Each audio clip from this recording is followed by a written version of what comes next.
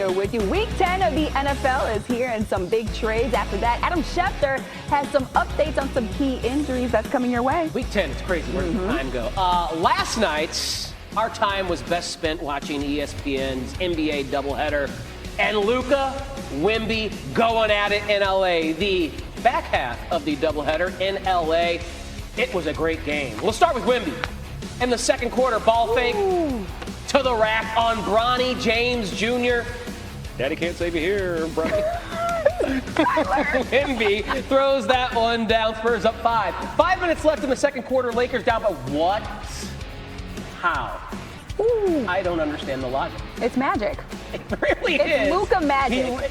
Not even, never at any point did he see or look at Rui in a bow, because Rui, you got to knock that down to make the highlight. Thank you for being there. You got to knock that down to make the highlight. A Spurs 50-49 lead turns into a Lakers 52-50 lead with that step back three from Luka, who was just getting started. In the fourth quarter, with this team trailing by 9, the spin and lob pass to Jackson Hayes for the alley-oop. Hayes would hit the free throw, then finds Rui, who knocks down yet another three. More traditional, conventional pass there. It's 106-104. Now tied at 108. 3 minutes to go. Wemby, free throw line Jay. That's good. Spurs up 2.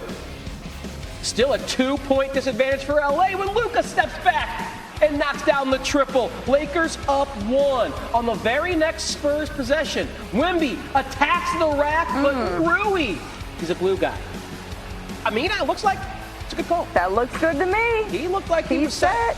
Great defensive play by Rui. That's the 6th foul on Wemby, so you're out of here, my friend. 19 points, 8 boards for Wembanyama. They would have to play without him down the stretch. Trailing by 4 with a second left, Kelly Olynyk tips the ball in to make it a 2-point advantage. But it looks like Rui's going to ice the game. Unfortunately, Marcus Smart, as you'll see on this replay, didn't get all the way out of bounds. Good call by the... So that's a turnover. Smart can't believe it. He's dumbfounded by the stupid play. Last chance for the Spurs on the inbounds lob. Jake LaRavia called for the foul on Julian Champagnie. Again, looks like a pretty good call there. So Champagnie's going to go to the line. He's got to knock down 2 to tie it up. First one, no go. So we know what's going to happen on the second one. They're happy there at Crypto. Champagnie does miss. And the Spurs got a good tip, but it doesn't go. 118-116. Doncic, he was just too damn good. They have an amazing team. They only lost 1 game. So to come back, being with AR and LeBron out, it's unbelievable. All these guys, they fight every moment of the game. So it's so fun to play with them. 35 points, 13 assists for Luka. Anscape senior writer David Dennis Jr. is here for more this morning. David, you just heard from Luka. You saw what he did last night. What stood out to you from his performance?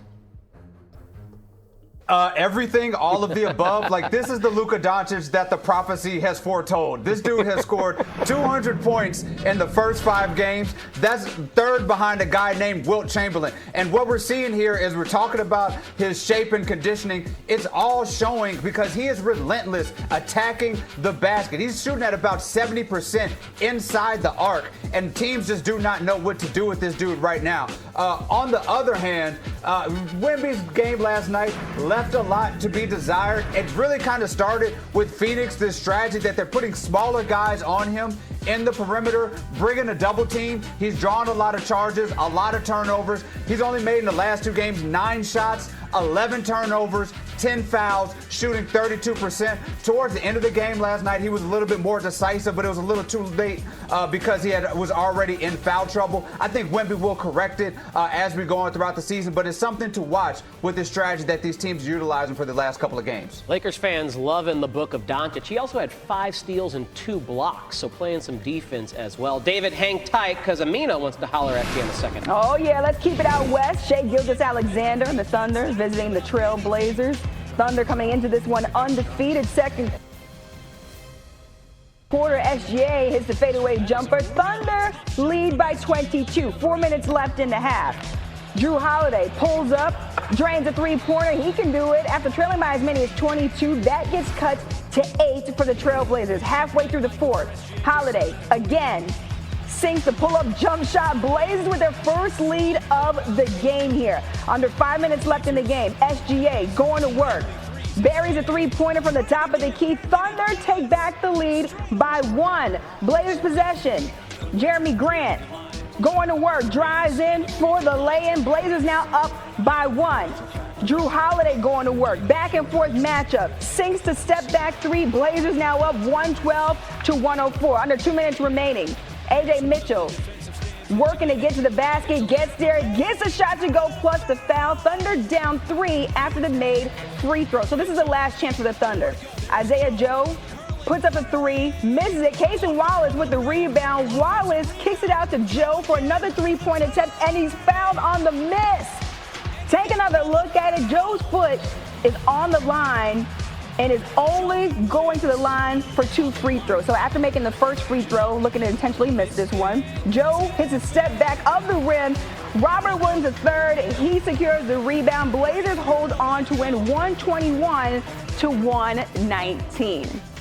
Back here with David Dennis Jr. And David, there are no more undefeated teams in the NBA after the Blazers handed OKC their first loss of the season. What impressed you about this Trailblazers team through the first 8 games of the year? Well, we got to talk about the perseverance of a team like this. Mina, I don't know if you heard, their coach was arrested a couple of weeks ago, and since then they have been 5-2. They've beaten the Thunder, they've beaten the Nuggets, they've beaten the Warriors, they've beaten the Lakers. This team that has an identity, and that identity is defense. Kamara is a great defender. Drew Holiday is a veteran out there locking people up and pulling together in the fourth quarter. Last night in that fourth quarter, they caught fire. They made about 80% of their shots. Is the best fourth quarter shooting percentage in 20 years. To come back against this Thunder team with all they've been through, this is one of the good stories in the NBA right now. Yeah, that was the Blazers' first win over an 8-0 or better team since 1994. Hey, look, Joe, what you thinking? I like what the Lakers been doing. I want to give a shout out to my young boy Nick Smith Jr. over there, for the Lakers. He from the crib. He from Little Rock. Okay. So, hey, look, and they got AR over there who from Arkansas too. So, them boys getting down. Cooking. Them boys getting down over there, man. Kobe of the Ozarks. Oh, wait a minute. Austin Reeves from where? He from Arkansas, Arkansas. That's probably an hour and a half from Little Rock. Chill out, Ocho. Listen. Like, Ocho, we ain't got but a few players in the league, so we all got to stick together. You hear me? Right. So I root for them. I root for all of them. But, man, I've been hearing this about that they don't need LeBron. If the Lakers plan on going far, you're going to need the king, man. You're going to need him. It's good that these guys are getting out here and they playing great, but when LeBron gets back on the floor, they're going to need to keep that same confidence and effort that they have, but if they plan on going far, man, they gonna need LeBron to come in and do something.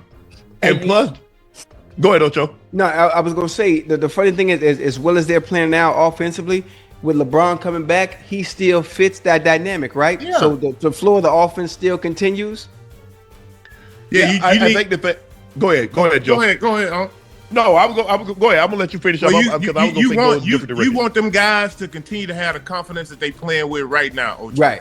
You know what I mean? Like with LeBron on the floor, yeah, maybe it is a little different. Maybe, it's a lot more pressure. Right. But with him not being on the floor, you need I love the confidence that these guys are playing with. They just have to keep it up when he does come back. They can't defer to him too much. You know what I mean? Right. Yep. Yeah. I agree. I think the thing is for me, Joe, is that this helps with the depth because the problem that the Lakers always had was depth. Is that what happens when LeBron and Luka is not on the floor? Or what happens when those guys are off the floor? Now we can see that now LeBron or Luka or Austin Reeves will always be on the floor. So they'll always have somebody that can initiate the offense. Yeah. Whereas before, you're like, damn, you had to play LeBron here, you're damn near 39, 40 years old, and you got to play him 40 minutes. Guys 40 that old ain't supposed to be playing those kind of minutes. Right. Luka wearing down. And so now you got Rui that's playing really well. You got the guy they got from Memphis that's playing really well the other night. Remember they went to Portland. What's his name? They got some boys. LaRavia. LaRavia. And he been balling. You know, Yes. it's been going under the radar because AR been playing so great when Luka hadn't been playing, but he's been amazing for them.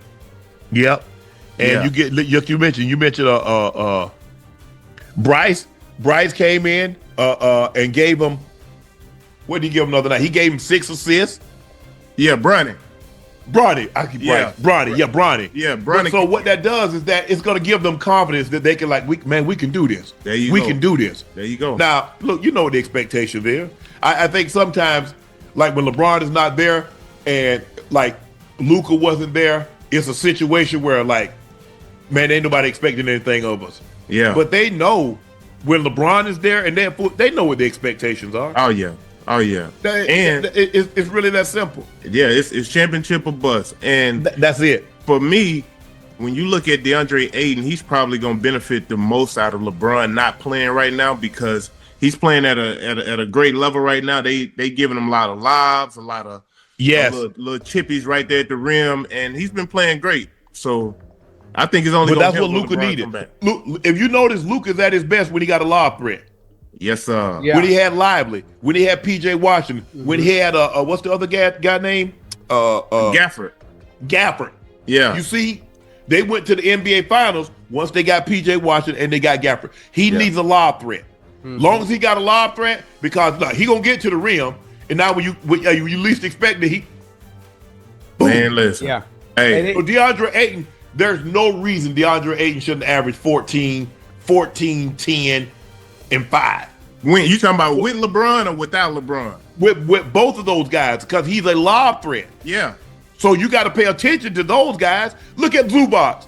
Look at what Zubac averaged last year, and Milestone with nothing but lobs and putbacks. Right. Yeah, They ain't running because they're not going to run offense for DeAndre Ayton. No. Just like they don't run offense for Zubac. Yeah. Whatever you get a lob, you get an offensive rebound and dunk it back home. That's how you're going to get your points. DeAndre Ayton's going to get his points the same way. The same way to DeAndre Jordan. DeAndre Jordan became an All-NBA selection with nothing but lobs and putbacks. Rim running. Yes. Yeah, that's it. But I think Ayton, he has a lot more to his game as far as shooting a 15-footer. He can shoot the 3. They just don't want him to rely on it. You know what I mean? But man, listen, let me tell you something. When Luka came back, I know he a bad boy, Uncle Ocho. But man, what that boy doing out there is unbelievable, man. Oh yeah. I mean, he moving that. Yeah. Luka. AR was playing amazing. Luka came back, boy, dropped 40 something. But he get it so easy because the thing is, Joe, that Joker, I ain't never seen nobody that can get hot like Luka. Luka can have a 20, 25 point quarter like nothing. Mm-hmm. Look up, he done dropped 4 threes, he done got 2 and 1, and he done got two layups. He got that slow step. What the hell? Yeah. Damn. Hey, he's slow stepping them boys out there. Ocho, he ain't moving fast, Ocho. Now it don't look. Hey Joe, it look like it's in slow motion, but everything he do work, Joe. Every little move work. It's angles, bro. It's angles. It's the way he take his angles and his breaks. He can stop on the dime and then hit you with that step back. He got a lot in his arsenal, man. It's fun to watch. I ain't gonna lie. And the fake, hey Joe, and then when you don't jump, he poop little push shot. And then he gets you up in there, then he jumps into you and then kisses off the glass. Like, man, this some bullshit. Hey, and he got some range too, because he's shooting 2-3 feet out beyond the 3. Mm-hmm. Yes, on a step back. Yeah, that's tough. That's tough. Hey, you know they playing right now. Huh? Yeah, they playing San Antonio, playing Wemby. Luka got 17, 6, and 7. He got 20, 26, and 7. 26 and 7. Damn. It ain't even halftime yet. Joe, we've been keeping up with the latest on Ja, and Nightcap fans have been dying to know what your thoughts on the situation. What's going on with Ja? They suspended Ja for conduct detrimental. They played the Lakers. They had a big lead. AR and Luka go crazy in the second half, and they rake a 15-point lead. The Lakers end up having at one point, I think, a 13, 14-point lead. They ended up winning comfortably, but Ja was critical. That they asked Ja why didn't he play, and Ja was like, ask the coach. blah, blah, blah. And then they ask him something else. He say, well, the coach probably thought it'd be good. That probably helped them win if I was on the bench. So what are your thoughts about what's going on with Ja and Memphis? Man, if I could tell Ja something, you just can't. You got to watch what you say. You got to watch your attitude. You got to watch how you carry yourself. Because I ain't gonna lie, Uncle Ocho. I'm watching the game in the last 7 minutes of the game. I'm like, what is he doing? He just passing the ball, going to the corner. He was very nonchalant, and it just looked like he didn't care. You know what I mean? As a guy who ultimately could have been like the face of the league, has a top 5 signature shoe. Like, to whom much is given, man, much is required. You know what I mean? So I know they got a new coach in, and he's implementing a system that's pretty much taking the ball out of Ja's hands. And I don't really think he cared too much for that. You know what I mean? Because he's been rocking with the rock the whole time, making plays, doing what he do. And now they got this other coach who's like almost similar to like Phil Jackson when he came to Chicago. He took the ball out of MJ hands. We're going to run this triangle. It's going to benefit the whole team. Now, it may take down some of your stats, but collectively as a team, we're going to be better. I think it's kind of similar to that situation. But, man, just watching